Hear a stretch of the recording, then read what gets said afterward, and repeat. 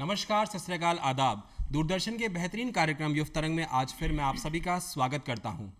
हम बात करें एम्प्लॉयमेंट की या बात करें करियर की, हम बात करें बिजनेस की या हम बात करें अपनी कहीं ना कहीं ग्लोबल अपॉर्चुनिटीज़ की, हम सब कहीं ना कहीं ये ध्यान रखते हैं कि हमारा रिज्यूमे बहुत नीट एंड क्लीन हो, हम एचआर जो कि हमारा इंटरव्यू लेने आए उनको इम्प्रेस कर पाएँ। तो क्या इनके इंसाइट्स होते हैं, क्या इनके बिट्स एंड कॉइंस होते हैं, यही है हमारा आज का चर्चा का विषय। तो आज मैं आप सभी को मिलाने वाला हूं हमारे बीच में आई head corporate HR Anita Singhal से। अनीता, आपका बहुत बहुत स्वागत है युव तरंग के कार्यक्रम में। Thank you so much, Aplav, for giving me this opportunity to come on such a renowned platform of DD Doordarshan. And I'll be interacting with youth on the insights of HR. Great. तो insights of HR, जी हाँ, आज हमारा चर्चा का विषय रहेगा human resource insights. तो आप लोग तैयार हैं? मैं तो बहुत तैयार हूं और मैं जानना चाहूंगा कोविड से पहले का इनसाइट, कोविड के बाद का इनसाइट, करियर के इनसाइट, जॉब्स के इनसाइट एंड एंटरप्रेन्योरशिप के इनसाइट। तो नीता, यही मेरा सबसे पहला सवाल है। हम ह्यूमन रिसोर्स सुनते बहुत हैं, बट हमारे युवा साथी जरूर जानना चाहेंगे ह्यूमन रिसोर्सेज होता क्या है। Okay. So basically, HR is a bridge between the company and the employees. So it जी। fills the gap between the company and the employees. जी। It basically aligns the goals of both the employees and the company together on the जी। same platform. जी। Apart from that, in modern times, HR also has a strategic role, which also includes the business partnering and the executive coaching. जी। So this is it. And HR has various roles like recruitment and selection, training and development, payroll, compliance, and employee engagement, employee benefit, performance appraisal. So there are many things which HR do. And HR is basically, it plays a vital role in any organization, be it small or big. Right. So हमें कितनी सारी जानकारी मिली। देखिए, HR हम सोचते हैं limited है सिर्फ रिक्रूटमेंट के। तो अभी हमें अनीता ने क्या बताया कि रिक्रूटमेंट ही सिर्फ एक पार्ट नहीं होता है। एचआर पॉलिसीज एचआर बनाते हैं अनीता। बहुत सारे कंसल्टेंट्स हैं जो एचआर आपके ह्यूमन रिसोर्स को हायर करने के लिए आपकी हेल्प करते हैं। पॉलिसीज के अलावा सैलरी बनाना, उनका कंप्लाइंस देखना, लेबर लॉज के साथ में कंपनी चल रही है नहीं चल रही है, उन तरह को देखना। तो ये सारी चीज़ें एचआर करते हैं। और साथ ही साथ में एचआर आपका एक फ्रेंड भी होता है। तो कहीं ना कहीं एम्प्लॉयमेंट एंगेजमेंट एक्टिविटीज़ हुई, आपका अगर अप्रेजल करना तो आप एचआर के पास जाएंगे, सिफारिश लगाएंगे। सिफारिश से कुछ होता नहीं है, वैसे आपका हार्ड वर्क आपको ये देता है। बट हाँ, आपका जो सोर्स होता है जहाँ पर आप जाते हैं वो होता है एचआर। तो अनीता, ये तो हुई एचआर की बात। ह्यूमन रिसोर्सेज होता क्या है? अब एक ह्यूमन रिसोर्स को हमारे बहुत सारे युवा साथी अपना करियर भी बनाना चाहते हैं। तो इस फील्ड में करियर अपॉर्चुनिटीज क्या क्या हैं, हमें उसके बारे में थोड़ा सा बताइए। बिल्कुल अपलव। HR एक बहुत बड़ा फील्ड है अपने आप में, और यूथ के लिए, आज के यूथ के लिए इसके अंदर बहुत सारी अपॉर्चुनिटीज हैं। अगर आप जॉब करना चाह रहे हैं तो there are many companies, in fact in every company, small और big, be it FMCG, be it IT, be it any other company, HR always plays a vital role. Right. तो आजकल HR का रोल बहुत ज्यादा बढ़ गया है कंपनीज में। तो it is very important to hire an effective person who can handle this role effectively and efficiently, because HR आपका टैलेंट एक्विजिशन करता है, which means आप ऐसा टैलेंट कंपनी के लिए लेके आ रहे हो ऑन वेरियस प्रोफाइल्स जो वहाँ के एक्सपेक्टेड गोल को आके पूरा करेंगे। अगर आप गलत टैलेंट एक्विजिशन करते हो तो उसका सीधा इम्पैक्ट फिर कंपनी के ऊपर पड़ता है। बिल्कुल। तो बहुत ज़्यादा करियर अपॉर्चुनिटीज़ हैं, बहुत सारी कंपनीज़ हैं। FMCG बहुत ग्रोइंग कंपनी है, शुरू से फास्ट मूविंग कंज्यूमर गुड्स होता है, इसमें कभी इस फील्ड में रिसेशन नहीं आता है। इनफैक्ट कोविड टाइम्स में भी यही फील्ड बहुत ज़्यादा ग्रूमिंग रहा है। तो अब बहुत सारी कंपनीज़ हैं जिनके अंदर आप अच्छे प्रोफाइल को लेके अप्लाई कर सकते हैं, एक अच्छे पोजीशन पे आप बैठ सकते हैं। अगर मैं बात करूँ बिजनेस एस्पेक्ट्स की, तो आजकल HR का बिजनेस एस्पेक्ट भी बहुत ज़्यादा बढ़ गया, क्योंकि पहले एक टाइम तक HR सिर्फ कंपनीज के लिए काम करते थे। आजकल HR बिजनेस भी अपना सेट करने लगे हैं। उसके अंदर आप अपना HR कंसल्टेंसी खोल सकते हैं, जिसके अंदर आप रिक्रूटमेंट सर्विसेज देते हैं, बाकी अदर बहुत सारी सर्विसेज होती हैं वो आप देते हैं। पेरोल आप कर सकते हैं। Payroll is very important for a company, because आप पूरा सैलरी स्ट्रक्चर कंपनी के लिए प्रिपेयर कर रहे हैं, उनके बहुत सारे एम्प्लॉइज का किस तरह से, किस इफेक्टिव वे में आपको सैलरी उनका कंपोजिशन करना है, क्या PF का रोल रहता है, क्या ESI का रोल रहता है। आप कंप्लाइंस कर सकते हैं कंपनीज के लिए। There are many policies and strategies which you make for the company, तो आप कॉन्ट्रैक्चुअल बेसिस पे वो कर सकते हैं। आप there are many services which HR provide. तो आप जिस भी फील्ड में आपका इंटरेस्ट लाई करता हो, जिस भी फील्ड में आपका अच्छा एक्सपीरियंस हो, उस चीज़ को लेके आप उसे आगे परस्यू कर सकते हैं. Recently I have seen that online videos post करने का भी बहुत ज़्यादा ट्रेंड हो गया है. तो सोशल मीडिया पे या बहुत सारे ऐसे प्लेटफॉर्म्स हैं जहां आप अपना वीडियो बना के पोस्ट कर सकते हैं, आप लोगों को ट्रेन कर सकते हैं. HR training is also very important. You know, grooming is very important under HR, and there are many things. Interview skills हो गया, पर्सनैलिटी डेवलपमेंट हो गया, तो बहुत सारी चीज़ें. इतना वाइड स्कोप है अपलव कि it can not be defined in one word. Wider scope, बड़ा स्कोप है अगर आप HR को एज ए करियर लेते हैं. और मैं आपको इसमें ऐड करूंगा इंटरनेशनल स्कोप भी. अनीता, हम सिर्फ इंडिया में लिमिटेड नहीं रह सकते हैं. अगर हम HR की बात करें तो हम कहीं ना कहीं अपने आप को एक ग्लोबल प्लेटफॉर्म पे देखते हैं. और हम वो लोग होते हैं, अगर हम HR अडॉप्ट करते हैं एज ए करियर, कि हम खुद का करियर भी बनाते हैं और साथ ही साथ में एक लैडर बनते हैं, एक सीढ़ी बनते हैं औरों का करियर बनाने में. और साथ ही साथ जैसे आपने बताया, सैलरी पार्ट हुआ, एम्प्लॉय एंगेजमेंट पार्ट हुआ, कंप्लायंस पार्ट हुआ, पॉलिसी मेकिंग हुआ. तो पॉलिसी बनाने वाले लोग हम होते हैं, उनको इंप्लीमेंट कराने वाले लोग हम होते हैं. सही टैलेंट को पहचानना हमारी एक रिस्पॉन्सिबिलिटी होती है और उनसे काम कराने भी कहीं ना कहीं हमारी रिस्पॉन्सिबिलिटी होती है. और यही मेरा एक नेक्स्ट सवाल आपकी तरफ आ रहा था. आपने भी बात करी थी करियर अपॉर्चुनिटीज की, आपने भी बात करी एम्प्लॉयमेंट की. तो एज एन HR बहुत सारे लोगों से आपका इंटरेक्शन रहता होगा, बहुत जगह आप इंटरव्यूज लेते होंगे, हर तरह का कैंडिडेट आपको मिलता होगा, कुछ प्रिपेयर होके आते हैं, कुछ नहीं.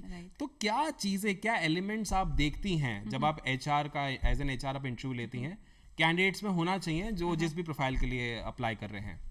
सी अपलव, there are few general things जो हर HR देखता है अपने कैंडिडेट में, वो चाहे किसी भी फील्ड के लिए, फिर किसी भी प्रोफाइल के लिए आ रहा हो इंटरव्यू देने के लिए.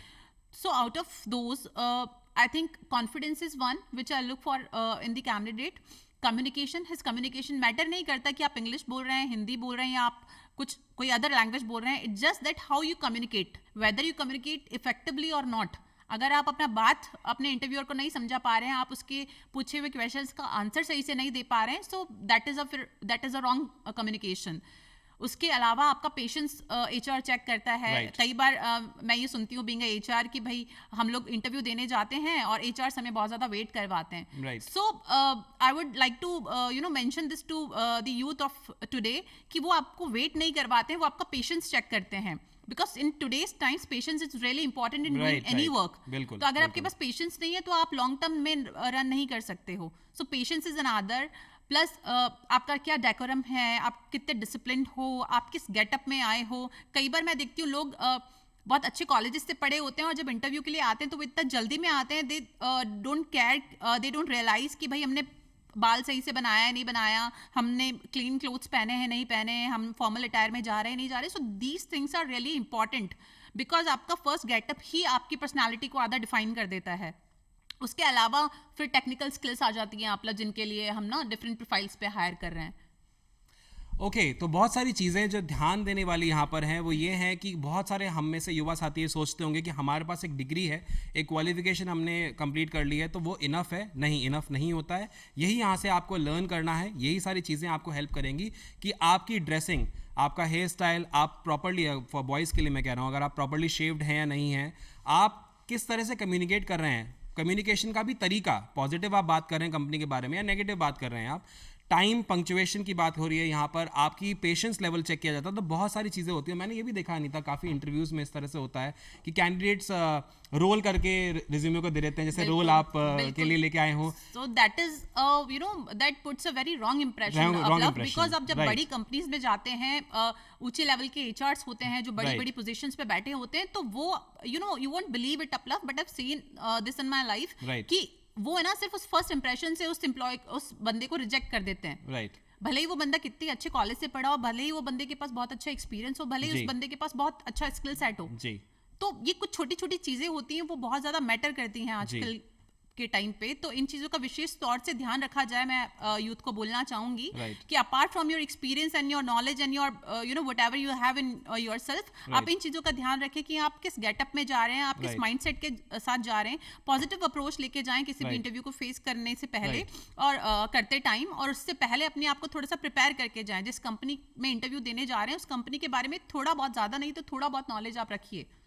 नॉलेज भी रखिए। और जहाँ जैसे मैंने अभी रिज्यूमे की बात करी, इसी से मुझे याद है अनीता, एक बार रिज्यूमे के ही पॉइंट पे किसी से हमने रिज्यूमे मंगाया तो उन्होंने क्या किया, क्योंकि आप भी जानते होंगे बहुत कॉमन है कॉपी करना, बिल्कुल। तो सिर्फ नाम चेंज था, फादर्स नेम भी वो चेंज करना भूल गए, और जब उनसे पूछा गया उनका फादर नेम तो उन्होंने कुछ और बताया, रिज्यूमे में कुछ और था। साथ ही साथ में हम देखते हैं फोटो स्टेट्स होती हैं, तो कहीं पर स्पॉट आ रहा है, कहीं पर लाइट प्रिंटिंग है, तो ये सब चीज़ें आपको देखिए बहुत ध्यान रखनी है कि आपका resume is your first impression now days. Technical era में अगर हम बात करें, आज आपको एचआर क्या बोलता है कॉल पे, अगर आप उन्हें कॉल करें जॉब के लिए, please send me your resume, तो आपका फर्स्ट इंप्रेशन क्या हुआ, आपका रिज्यूमे। और हम कहते हैं first impression is the last impression, right Anita? क्योंकि यस राइट अपलफ, बिकॉज एचआर के पास आप जब अपना रिज्यूमे भेजते हो तो आधा कैलकुलेशन तो आपके बारे में तभी लगा लेता है कि भाई ये बंदा क्या है, सूटेबल है नहीं है, क्वालिफिकेशन है क्या है क्या नहीं है, और आधा फिर आपका पर्सनालिटी बताता है जब आप when you walk into the campus, है ना, तब पता चलता है क्या है। तो आप अपना रिज्यूमे भी अप टू डेट रखिए, प्लस पूरा जरूरी नहीं है कि रिज्यूमे के बेसिस पे आपका सिलेक्शन होगा। अगर ऐसा होता तो सिर्फ रिज्यूमे ही मैटर करता, आपको इंटरव्यू के लिए नहीं आना पड़ता। But ultimately it is you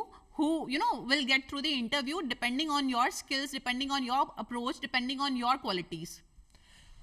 इस अपॉर्चुनिटी का क्यों ना फ़ायदा उठाया जाए। आज हमारे साथ में कॉर्पोरेट एचआर हेड हैं, तो अनीता ये क्वेश्चन मैं आपसे पूछना चाहता हूँ, आपने ये तो बता दिया आप किन पैरामीटर्स पे जज करती हैं, हमारे युवा साथी ज़रूर इस बात को जानना चाहेंगे कि इनके अलावा भी ओवरऑल अगर हम बात करें प्रिपरेशन की, चाहे वो रेज्यूमे की हो, चाहे वो इंटरव्यू के लिए हो, किन किन चीज़ों का वो भी ध्यान रखें और किन किन चीज़ों का ध्यान रख करके वो अपने आप को इंटरव्यू में अपीयर कराएं, या किसी भी प्रोजेक्ट के लिए जब वो जाते हैं, चाहे वो फिर इंटर्नशिप ही हो और चाहे वो कोई ट्रेनिंग ही हो और चाहे फिर वो एंटरप्रेन्योरशिप के लिए जा रहे हो, किन किन चीज़ों का उनको ध्यान रखना चाहिए? मतलब देयर आर मैनी थिंग्स जो उनको ध्यान रखना चाहिए। अगर आप इंटरव्यू के लिए जा रहे हैं तो सबसे पहले आप अपना रिज्यूमे अच्छे से बनाइए। जरूरी नहीं है, कई बार क्या होता है, लोग कंपटीशन आजकल इतना कट थ्रोट हो गया है ना हर चीज में, बीट स्टूडेंट और द प्रोफेशनल्स, तो उनको लगता है कि भाई अगर मेरे साथ वाले का रिज्यूमे 2 पेज का है तो मेरा 4 पेज का होना चाहिए। So it should not happen. आप 4 लाइन लिखिए रिज्यूमे में, बट वो आपके ऊपर होनी चाहिए, वो ट्रू होनी चाहिए। बिल्कुल। तो पहली बात तो आप कॉपी ना कीजिए किसी का भी रिज्यूमे, जितना आता है जितना आपने किया है वो ही सच्चाई मेंशन कीजिए रिज्यूमे में, क्योंकि अल्टीमेटली आपको इंटरव्यू फेस करना पड़ेगा and HR will catch it कि आपने कितना किया है कितना नहीं किया। अच्छा, दूसरा बैकग्राउंड चेक होता है, आप झूठ लिख भी देंगे, चलो आपने कॉन्फिडेंस मेंटेन करके वो झूठ प्रूफ भी कर दिया, जस्टिफाई भी कर दिया, but ultimately HR will do a background check of you, reference check, background check, तो उसमें आप पकड़े जाओगे, तो वो आपका क्या होता है लॉन्ग टर्म के लिए आपका एक गलत नेगेटिव इमेज बना देता है। और कई बार होता है कि ये लोग कॉर्पोरेट एचआर्स होते हैं या कंपनी में कुछ भी ऐसा पॉलिसी होता है, आपको बैन कर दिया जाता है वो पर्टिकुलर कंपनी के लिए, वो पर्टिकुलर फील्ड के लिए, तो ऐसा ना कीजिए। दूसरी बात, अपना पर्सनालिटी ग्रूमिंग पे ध्यान रखिए, अपना कम्युनिकेशन ग्रूमिंग पे ध्यान रखिए। कम्युनिकेशन आपका इफेक्टिव होना चाहिए, लिमिटेड कंसाइज होना चाहिए, जितना आपसे पूछा जाए आप उसका आंसर दें, उस चीज को ज्यादा लंबा अपन को स्ट्रेस नहीं करना है, क्योंकि एचआर जो आपसे क्वेश्चन पूछता है वो आपको क्विकली जज कर लेता है, आप फर्स्ट वर्ड मुंह से क्या निकालते हैं उसी से उसको पता चल जाता है। तो अननेसेसरली किसी चीज को आप स्ट्रेच ना करें, प्लस जितना बोला जा रहा है उतना ही उसी पे ध्यान देके उसी को तरीके से बोलें। प्लस आप अगर हम बात करें इसके अलावा भी, जो अनीता आपने बताया उसके अलावा भी मुझे ऐसा लगता है कि बहुत सारे जितने भी हमारे युवा साथी हैं उनको ये भी लर्निंग होनी चाहिए कि रेफरेंस चेक, अभी जो बात आई, तो गलत डिटेल्स नहीं देनी है और किसी भी गलत डिटेल को आप मेंशन ना करें। दूसरी बात, जो भी रिज्यूमे, क्योंकि देखिए अभी कॉपी पेस्ट की भी बात आई थी, तो कई बार होता है कि हम कॉपी पेस्ट करते हैं तो हम गलती से किसी और की डिटेल्स को अपने रिज्यूमे में लिख देते हैं, वो डॉक्यूमेंट है आपका और वो एचआर आपको 1 मिनट में पकड़ लेगा। और आपने एक बहुत अच्छी बात अभी अनीता बताई कि आप 5-10 मिनट के अंदर जज कर लेते हैं कैंडिडेट को कि कितना वो प्रिपेयर्ड है कितना नहीं प्रिपेयर्ड है, उनके कम्युनिकेशन के थ्रू उन्होंने जो लिखा है। तो आई थिंक यही सारे एलिमेंट्स होते होंगे, if I am not wrong, कि जो लिखा है वो उस पे है या नहीं है, जो वो बता रहे हैं, आपने पूछा उनसे कि भाई आप क्या अपना फ्यूचर देखते हैं, तो वो वही बता रहे हैं जो सच में मानते हैं नहीं मानते हैं, उन्होंने लिखा हुआ है। इस बारे में अगर कुछ आप थोड़ा बताना चाहें। बिल्कुल, एक तो आप पॉजिटिव अप्रोच के साथ आए। कई बार होता है लोगों में कॉन्फिडेंस का बहुत ज्यादा कमी हो जाता है, या वो अपने आप को इतना इंफीरियर फील करते हैं कि हम लोग शायद गेट थ्रू नहीं कर पाएंगे, पहले ही हार मान लेते हैं। तो उस चक्कर में भी लोग बहुत सारी गलतियां करते हैं जो वो इंटेंशनली नहीं चाहते हैं करना। बिल्कुल, तो इस चीज को ना करें, आप बिल्कुल कॉन्फिडेंट रहिए। आपका जो इंटरव्यू होता है वो इसलिए होता है क्योंकि एचआर जज करना चाहता है, वो देखना चाहता है कि आप एज अ ह्यूमन बीइंग क्या हो, आप कितने पॉजिटिव हो। आपके पास भले ही एक्सपीरियंस नहीं है, मैंने कई बार देखा है कि फ्रेशर्स को 20 लाख का पैकेज मिल रहा है और एक्सपीरियंस को 10 लाख का पैकेज मिल रहा है जी। तो एक्सपीरियंस, ये नॉलेज, ये आपका स्कूल कहाँ से आपने पढ़ाई की है, कॉलेज कहाँ से पढ़ाई की, ये एक लिमिट तक मैटर करते हैं, बट उसके बाद मैटर करता है कि आप क्या क्वालिटीज पोजेस करते हैं जी। तो रिज्यूमे को उतना सही बनाइए, उतना सच्चा बनाइए जो आप से रिलेट करे, और उसको फिर प्रेजेंट भी आप उस तरह से करें। प्रेजेंट भी आप उस तरह से करिए, पॉजिटिव अप्रोच लेके जितना आप कर सकते हैं, जो आपका स्किल सेट है वही बताइए। आज मैं गाना अच्छा गा सकती हूँ तो मुझे वही बताना चाहिए कि मैं गाना अच्छा गा सकती हूँ। अगर मैं बोलूंगी मैं डांस अच्छा कर सकती हूँ and if they ask me to dance and I fail, so it would completely negative भी होगा, वो नेगेटिव भी होगा, तो वो बिल्कुल नेगेटिवली मेरे को प्रेजेंट करेगा और then I would not be a reliable person in their eyes. So we should not do this thing. Reliability का बहुत ध्यान रखना है, आपको वही चीज़ें बोलनी है जो आपको लगता है कि आप सच में करते हैं, तो झूठ नहीं बोलना। नहीं था अभी आपने एक और बहुत अच्छी बात रखी थी हमारे बीच में, और बहुत सारे व्यूअर्स आई एम श्योर जानना चाहेंगे, क्योंकि देखिए आजकल ज़माना है स्टार्टअप। जब हमारे प्रधानमंत्री जी स्टार्टअप को प्रमोट करते हैं, माननीय प्रधानमंत्री जी, और भी काफ़ी सारे गवर्नमेंट ऑर्गेनाइजेशन, इंस्टीट्यूशंस इसको प्रमोट कर रहे हैं। अगर मैं स्टार्टअप की बात करूं, बिजनेस की बात करूं, आपने एक पॉइंट रखा भी था, लेकिन मैं फिर इस पर जाना चाहूंगा, बहुत सारे युवा साथी जानना चाहेंगे। बिजनेस अपॉर्चुनिटीज एक तो हैं कौन सी, और यूथ उसके लिए अपने आप को कैसे प्रिपेयर करे? अगर मैं सिर्फ ह्यूमन रिसोर्स की बात करूं या इस फील्ड की बात करूं तो ओके अपलव, एज आई ऑलरेडी मेंशन कि एचआर का बिजनेस में भी बहुत ज़्यादा एस्पेक्ट है। आप अपना कंसल्टेंसी खोल सकते हैं, रिक्रूटमेंट कंसल्टेंसी खोल सकते हैं, आप गाइड कर सकते हैं, मेंटरशिप आप कर सकते हैं, मेंटरशिप प्रोग्राम्स आप रख सकते हैं। आजकल नया ट्रेंड चला है, employee engagement is really important in a company, तो एम्प्लॉय एंगेजमेंट एक्टिविटीज भी कुछ कंसल्टेंसीज करवाती हैं। उसके बहुत सारे प्रोग्राम्स होते हैं, उसके अंदर हेल्थ प्रोग्राम्स होते हैं, उसके अंदर एंटरटेनमेंट शोज होते हैं, उसके अंदर लर्निंग प्रोग्राम्स होते हैं। So there are many things. और उसके अलावा आप कंप्लाइंस का बहुत वाइड स्कोप है आजकल, क्योंकि किसी भी कंपनी में सबसे इंपॉर्टेंट क्या होता है, कंप्लायंस मेंटेन करना। If you are not following the government guidelines, if you are not following the set law rules, then you are not doing it correctly and you'll fail after a point of time. So compliance का बहुत अच्छा scope है, आप compliance में जा सकते हैं बिल्कुल। अगर आपने लॉ किया हुआ है HR MBA HR के बाद में, तो वो एक अच्छा उसके अंदर आपको सपोर्ट करेगा। तो इस तरह से काफ़ी सारे फील्ड्स हैं। ऑनलाइन आप ट्रेनिंग प्रोग्राम्स कर सकते हैं, ऑनलाइन आप बहुत सारे social platforms, social media platforms पे अपना चैनल बना सकते हैं, कुछ भी कर सकते हैं। इसके लिए आपको प्रिपेयर होने के लिए क्या करना पड़ेगा? अच्छा, कुछ लोग, मैं बात करूंगी यहाँ पे दो कैटेगरीज की, एक हो गया फ्रेशर अपना, एक हो गया एक्सपीरियंस्ड अपना। तो फ्रेशर लोगों को क्या करना है यहाँ पे, उनको पहले आई वुड सजेस्ट कि वो पहले थोड़ा सा HR का एक्सपीरियंस लें, because HR is such a responsible field अपलव कि यहाँ पे अगर आपसे गलती हुआ ना, तो आपके ऊपर ना बहुत लोगों का समझ रहे हो जिम्मेदारी रहता है, ट्रस्ट भी होता है, ट्रस्ट भी होता है। तो अगर आपने एक चीज गलत किया तो उसका सीधा इंपैक्ट दिखेगा एम्प्लॉयज के ऊपर, उसका सीधा इंपैक्ट दिखेगा कंपनी की ग्रोथ के ऊपर, be it related to any field. तो आप थोड़ा सा प्रिपेयर होइए, आप एक्सपीरियंस लीजिए, आप किसी भी कंपनी में काम कीजिए HR के रोल पे, जीरो से स्टार्ट कीजिए, क्योंकि ये काम ऐसा है कि जब तक आप इसको करके समझेंगे नहीं, तब तक आप इसको आगे परस्यू नहीं कर सकते हो। तो आप थोड़ा सा एक्सपीरियंस लीजिए। ऑनलाइन ट्रेनिंग प्रोग्राम्स आजकल काफ़ी सारे अवेलेबल हैं, आप ऑनलाइन ट्रेनिंग लीजिए। आप अलग से 1-to-1 ट्रेनिंग लेना चाहते हैं, बहुत सारी अच्छी कंसल्टेंसीज है जो ट्रेनिंग प्रोग्राम प्रोवाइड करवाती है, आप वहाँ जाके ट्रेनिंग प्रोग्राम्स कीजिए। अच्छा, आप खुद प्रैक्टिकली इस अप्रोच को करने का कोशिश कीजिए। बहुत सारी जगह होती हैं, सपोज आप एल्यूमिनाय हैं अपने कॉलेज के, वहाँ हो गया, आपका फ्रेंड सर्किल हो गया, आपके आपकी खुद की ऑर्गेनाइजेशन में आप कुछ कुछ ऐसी एक्टिविटीज प्लान कर सकते हैं which will ultimately help you build your HR career. जी, तो उसके बाद एक टाइम के बाद में आप इसको आगे बिजनेस में लेके जा सकते हैं कि भाई मैं रिक्रूटमेंट में अच्छा हूँ, मैं कंप्लायंस में अच्छा हूँ, मैं पॉलिसी मेकिंग में अच्छा हूँ, या मैं किसी और चीज़ में अच्छा हूँ। रही बात एक्सपीरियंस्ड इंसान की, तो उसमें हमारा डिसीजन मैटर करता है अपलव कि मुझे लाइफ लॉन्ग जॉब में ही रहना है, कि मैं किसी अच्छी कंपनी में अच्छी पोजीशन होल्ड करके बैठी हूँ, तो मैं नहीं इसको छोड़ना चाहती हूँ। तो मुझे जॉब में अपना इंटरेस्ट है, तो मैं उसी को आगे परस्यू करूंगी। वो आप सेम कंपनी में हो या आप प्रमोशन के लिए दूसरा कंपनी ज्वाइन कर रहे हो, जैसे भी आप चाहते हो। दूसरा हो गया हमारा बिजनेस एस्पेक्ट। तो HRs कई बार क्या होता है कि भाई हमने 5-10 साल इंडस्ट्री में काम किया, अच्छा एक्सपीरियंस लिया, networking is again really important, हमने अच्छा नेटवर्क बनाया। HR क्या होता है कि उसका नेटवर्क काफ़ी बड़ा होता है अपलव, क्योंकि आप रिक्रूटमेंट करते हो तो आप बहुत लोगों से मिलते जुलते हो, आपका नेटवर्क इतना स्ट्रांग हो जाता है कि अगर आप अपनी कंपनी में ना सही किसी इंसान को अगर ज़रूरत है, उसका जॉब चला गया है, तो आप अपनी अप्रोच से, अपने नेटवर्क से उसको कहीं और प्लेस कर सकते हो, उसको हेल्प कर सकते हो। तो नेटवर्किंग इज वेरी इंपॉर्टेंट। तो आपका जब नेटवर्क इतना बड़ा बिल्ड हो जाता है, तो आपके पास अपने आप बिजनेस अपॉर्चुनिटीज आ जाती है, because people already know you, what kind of a person you are, what are your work skills, what are what are you as a human being, आप कैसे कंट्रीब्यूट कर सकते हैं ऑर्गेनाइजेशन को। तो वो उस चीज को फिर आप आगे बिजनेस में लेके जा सकते हो कि मुझे आगे कंप्लायंस परस्यू करना है, कि मुझे आगे टैलेंट एक्विजिशन परस्यू करना है।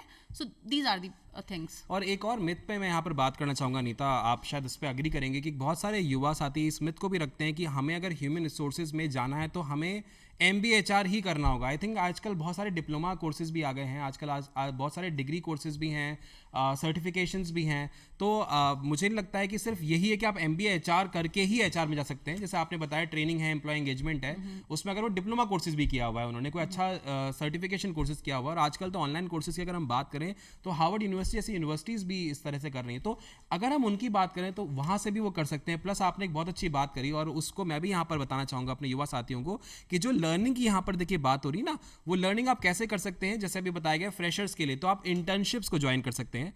इंटर्नशिप आप किसी कंपनी में कर रहे हैं, आप पढ़ाई करते हुए भी कर सकते हैं, आप कोई भी डिग्री परस्यू कर रहे हैं उस समय भी कर सकते हैं आप। नहीं तो आप अगर पढ़ाई करने के बाद में अगर इंटर्नशिप करना चाहते हैं, बहुत सारी कंपनीज पेड इंटर्नशिप्स भी आजकल ऑफर करती हैं विद स्टाइपेंड, और आप उसको करके भी सीख सकते हैं। इसके बाद अगर बिजनेस की, जो मेरा क्वेश्चन था बिजनेस की अगर बात करें, तो उन्होंने बताया पॉलिसी मेकिंग हुआ, एम्प्लॉय एंगेजमेंट हुआ, रिक्रूटमेंट हुआ, साथ ही साथ में आप इसके अलावा देखिए ग्लोबल अपॉर्चुनिटीज़ कैसे क्रिएट कर सकते हैं। आप यहाँ से क्या लोगों को बाहर जॉब दिलवा सकते हैं, क्या आप बाहर से लोगों को ला करके इंडिया में टैलेंट की अपॉर्चुनिटी कर सकते हैं। अच्छा है ना, हमारे लिए भी बहुत सारी लर्निंग होगी, ग्लोबल एनवायरनमेंट खुलता है। उसके साथ साथ में salary, at the end of the day हम सब कहीं ना कहीं इसके लिए भी काम करते हैं, तो उसको सही समय पे देना, जितने भी गवर्नमेंट नॉर्म्स हैं, जितने भी लॉज हैं, उनको पूरा करना, तो ये सारी चीज़ों का बहुत अच्छा कॉम्बिनेशन बनता है। अभी अनीता मुझे एक बहुत अच्छी आपने बात बताई, उसी पे मेरा सवाल आ रहा है। आपने कहा नेटवर्किंग HR की बहुत स्ट्रांग हो जाती है। कोविड का समय बहुत ही टफ समय सभी के लिए रहा, तो मैं आपसे जानना चाहता हूँ, क्योंकि ह्यूमन रिसोर्स आपका एक प्रोफेशन है लेकिन एक पर्सन भी आप हैं, और पर्सनली और प्रोफेशनली आपने इस हार्ड टाइम में कैसे लोगों की हेल्प करी, क्या आपने भी उनको जॉब में हेल्प करी, क्या आपने उनको इस तरह की गाइडेंस दी, आप उसके बारे में थोड़ा सा बताइए प्लीज। बिल्कुल अपलव, सी कोविड पैंडेमिक ऐसा सिचुएशन लेके आया सब लोग के लिए अनएक्सपेक्टेडली, जो कभी किसी ने सोचा नहीं था।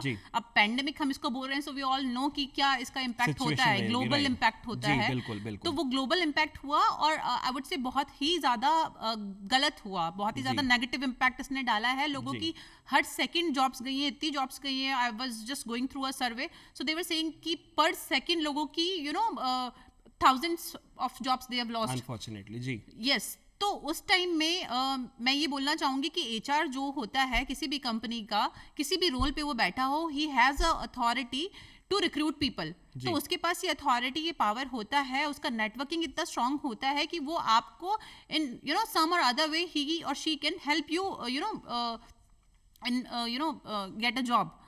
तो मेरे पास अगर ये अपॉर्चुनिटी है being a HR and being human being, तो मैं क्यों सो व्हाई नॉट। जी, तो मैंने वही सोचा अपलव कि जब मैं इस पोजीशन पे हूँ तो क्यों ना मैं लोगों को हेल्प करूँ। जो जिन लोगों का जॉब चला गया ले ऑफ में, कई टॉप 20 स्कूल्स के बच्चों का मैंने देखा, बहुत सारे स्कूल्स कॉलेजेस के बच्चों का इंटर्नशिप रिवोक हो गया, जिसके लिए वो सोच रहे थे कि भाई ये साल आएगा हम लोग इंटर्नशिप करेंगे। सो दे वर कंप्लीटली होपलेस, क्योंकि जब आप इतना पैसा देके, इतना पढ़ाई करके इतने बड़े कॉलेजेस में जाते हो तो आपकी कुछ एक्सपेक्टेशंस भी होती हैं। तो जब वो टूट गई उन लोग की, so they were really disappointed. So I was getting many request, many proposals on many social media platforms कि मैम प्लीज आप हमें हेल्प कीजिए, ये कीजिए। तो मैं जितना कर सकती थी मैंने कई बच्चों को इंटर्नशिप प्रोग्राम्स करवाए, कुछ अपनी कंपनी में करवाए, कुछ दूसरी कंपनीज में अपने नेटवर्किंग के थ्रू करवाए, कुछ लोगों को with the help of my friends and network उनको जॉब दिलवाया। सो लेटर दे थैंक मी। सो ये चीज ना मतलब एक अलग से सेंस लेके आता है आप लोग के अंदर, जब आप किसी के लिए कुछ करते हो एज अ ह्यूमन बीइंग, अच्छे इंसान की तरह, वो भी ऐसे टाइम पे जब दुनिया में कोई कुछ नहीं कर पा रहा है, सब लोग होपलेस हो रहे हैं, लिमिटेड स्कोप्स हैं आपके पास में, है ना। और फिर उसके बाद वो इंसान आपको थैंक यू बोलता है, तो वो आपको एहसास करवाता है कि आप जिस पोजीशन पे बैठे हैं उस पोजीशन से आप जितने लोगों को हेल्प कर सकते हैं उतने लोगों को आप हेल्प कीजिए इन अ पॉजिटिव वे, और जस्टिफाई भी कर रहे हैं आप जिस पोजीशन पे आप बैठे हैं उसको आप जस्टिफाई भी कर रहे हैं। तो देखिए कितनी अच्छी बात हमारे सामने आई कि अगर एज एन HR है तो हम कहीं ना कहीं विद ड्यू रिस्पेक्ट एक नेगेटिव माइंडसेट भी लेके चलते हैं HR को, यार रिजेक्ट ना कर दे। देखिए HR आपका दुश्मन नहीं है, वो रिजेक्ट आपको नहीं करेगा, वो आपको सेलेक्ट करेगा, आपको परफॉर्म बेटर करना। और साथ ही साथ में देखिए पेंडेमिक का समय आया तो हमने ये जाना कि HR ने कितना अच्छा परफॉर्म किया, मतलब आप out of the box thinking आपने अपनी ऑर्गेनाइजेशन में भी उनको किया और आपने साथ ही साथ में और लोगों को भी हेल्प की। बहुत अच्छी बात है। मैं एक चीज मेंशन करना चाहूंगी, अब सॉरी टू इंटरप्ट यू। नहीं जी, कई बार अभी मैंने देखा कि बहुत बड़ी बड़ी कंपनीज थी जिसके अंदर उन लोग के इंटर्नशिप प्रोग्राम शेड्यूल थे, तो उन्होंने एकदम से शॉर्ट नोटिस पे या बिना नोटिस दिए भी रिवोक कर दिए। सो पहली बात, आप इतना प्रोफेशनल कंपनीज हैं, आप बड़ी बड़ी कंपनीज हैं, आपने बच्चों का इंटर्नशिप रिवोक कर दिया। तो मैं ये बोलना चाह रही थी कि इट वाज नॉट कंपलसरी कि आप उनको स्टाइपेंड पे करें, पर एटलीस्ट आप उनका इंटर्नशिप प्रोग्राम करवा सकते थे, अपॉर्चुनिटीज एटलीस्ट बच्चों को वो लर्निंग हो जाता, क्योंकि ऑनलाइन था, सबके लिए चैलेंजिंग था थोड़ा डिजिटलाइज होना, इस चीज को अडेप्ट करना, बट एवरीवन वाज रेडी, क्योंकि उनको पता था इसके अलावा कोई ऑप्शन नहीं है हमारे पास, सर्वाइवल ऑप्शन बहुत देखिए लिमिटेड थे। तो ये बहुत अच्छी बात आ रही है। अनीता, मजा आ रहा है इस बात करते करते, लेकिन समय हमारे आपके लिए रुकता नहीं है। मैं बस संक्षिप्त में आपसे चाहता हूँ, जाते जाते मैंने ये भी पढ़ा, आप बहुत अच्छा लिखती हैं, तो हमारे युवा साथियों के जाते जाते आप कुछ संदेश देना चाहें उसी अंदाज में, तो बहुत अच्छा रहेगा। बिल्कुल अपलव, थैंक यू। सो मैं कहना चाहूंगी दो चीजों के ऊपर अपलव, कि जो लोग नेगेटिव हो रहे हैं वो नेगेटिव ना हुए। बहुत सारी अपॉर्चुनिटीज हैं अपने पास में, पूरी दुनिया पड़ी है अपन लोग को अपना मुकाम हासिल करने के लिए। तो मैं उस चीज पे कुछ कहना चाहूंगी। जी बिल्कुल। कि तूफान में ताश का घर नहीं बनता, रोने से बिगड़ा थैंक यू। तूफान में ताश का घर नहीं बनता, रोने से बिगड़ा मुकद्दर नहीं बनता। क्या बात है। जिंदगी में कुछ करने का हौसला हमेशा रखना है दोस्त, एक हार से कोई फकीर और एक जीत से कोई सिकंदर नहीं बनता। अरे क्या बात है, बहुत ही बढ़िया, बहुत ही बढ़िया। और मैं कहना चाहूंगी उन लोगों के लिए जो सोचते हैं कि मैं किस फील्ड में जाऊं, अच्छा ये मैं एचआर पर्सपेक्टिव से बोल रही हूँ, उनको लगता है कि भाई मैं अपना बार बार मैं फील्ड स्विच करता रहूं, इस फील्ड में ज्यादा स्कोप है, अब इसमें है, तो उसके लिए कुछ मैं बोलना चाहूंगी कि ना इस फील्ड में कुछ रखा है, ना उस फील्ड में कुछ रखा है, ना इस फील्ड में कुछ रखा है, ना उस फील्ड में कुछ रखा है, जो रखा है तेरे मुकद्दर में रखा है, ना हो निराश बस रख विश्वास, तेरे आगे तो पूरा आसमां पड़ा है। क्या बात है, थैंक यू सो मच। क्या बात है, बहुत ही बढ़िया। तो भाई आज हमारे लोग की बहुत सारी लर्निंग हुई है, लेकिन समय हम कहीं ना कहीं इससे भी बंधे हुए हैं। फिर हम आएंगे किसी एक और चर्चा के विषय पे, फिर आप लोगों को बहुत सारी नॉलेज देंगे, बहुत सारा आप लोगों को बताएंगे कैसे आप अपने करियर को एनहांस करें। तब तक देखते रहिए दूरदर्शन को, अपना ख्याल रखें, 2 गज दूरी और हाथ धोते रहें। नमस्कार, जय हिंद।